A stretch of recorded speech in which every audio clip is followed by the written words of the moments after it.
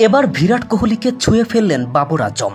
না, সেঞ্চুরি কিংবা রানের সংখ্যায় নয়, ছুঁয়েছেন এক তিক্ত রেকর্ডে। একটা সময় ছিল যখন পাকিস্তানি ক্রিকেট ফ্যানরা বিরাট কোহলির সাথে বাবর আজমকে তুলনা করতে পছন্দ করতেন। শুধু পাক ফ্যানরা নয়, বরং গোটা বিশ্বের ক্রিকেট মেতে ছিল কার কাভার ড্রাইভ বেশি সুন্দর, বিরাট নাকি বাবর, এই নিয়ে তর্কে।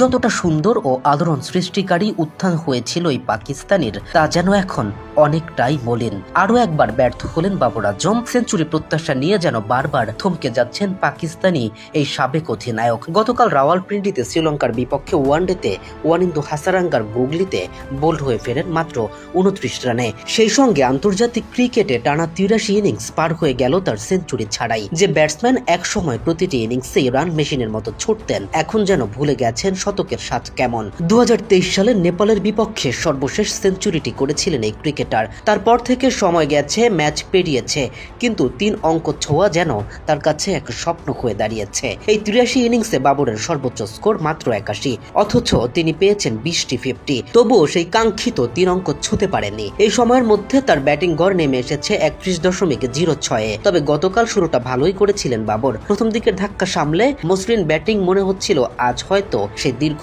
খরাটা ভাঙতে চলেছে, কিন্তু 24তম ওভারে হাসারাঙ্গার এক নিখুঁত গুগলিতে বিভ্রান্ত হয়ে বোল্ড হয়ে ফেরেন তিনি। মুহূর্তে স্তব্ধ হয়ে যায় রাওয়ালপিন্ডির গ্যালারি। ডাগ আউটে বসে তার আউট দেখে শ্রীলঙ্কার কোচ সানাথ জয়সূরিয়ার মুখেও দেখা যায় চাপা আনন্দ, কারণ জয়সূরিয়া নিজেও জানেন এই সেঞ্চুরি খরার ব্যথা কেমন। তিনি নিজেই একটা সময় টানা 88 ইনিংসে সেঞ্চুরি বঞ্চিত ছিলেন, যা এখনো আন্তর্জাতিক ক্রিকেটের দীর্ঘতম বিরতির এক রেকর্ড। আর সেই রেকর্ডের পরেই আছেন যৌথভাবে বাবর আজম ও বিরাট কোহলি। দুজনেরই 83 ইনিংসের ব্যবধান। এই তুলনাটা যেন এক অদ্ভুত কাকতালীয় ঘটনা। একসময় যাকে অনুপ্রেরণা দিয়েছেন বাবর, আজ নিজেই সেই একই অবস্থায়। মনে আছে যখন কোহলি 2019 সালের নভেম্বর মাসে ক্যারিয়ারের 70তম সেঞ্চুরির পর পরবর্তী 3 বছর ধরে শতক বঞ্চিত ছিলেন, তখনই বাবর তাকে উদ্দেশ্য করে লিখেছিলেন, এই সময়টাও কেটে যাবে, শক্ত থাকো।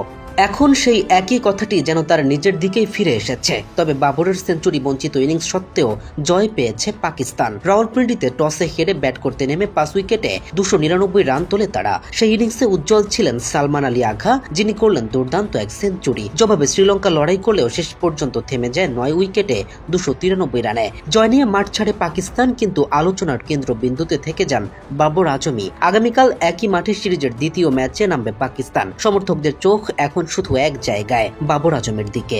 তারা অপেক্ষা করছে কবে ফিরবে সেই পুরনো বাবর, যিনি এক সময় প্রতিটি ইনিংসেই প্রতিপক্ষের বোলারদের মনে ভয় ধরাতেন। সময়টা যেন তার পক্ষে না থাকলেও ক্রিকেটে প্রত্যাবর্তন কখনোই অসম্ভব নয়। কে এম রাফিন, খেলার পাতা।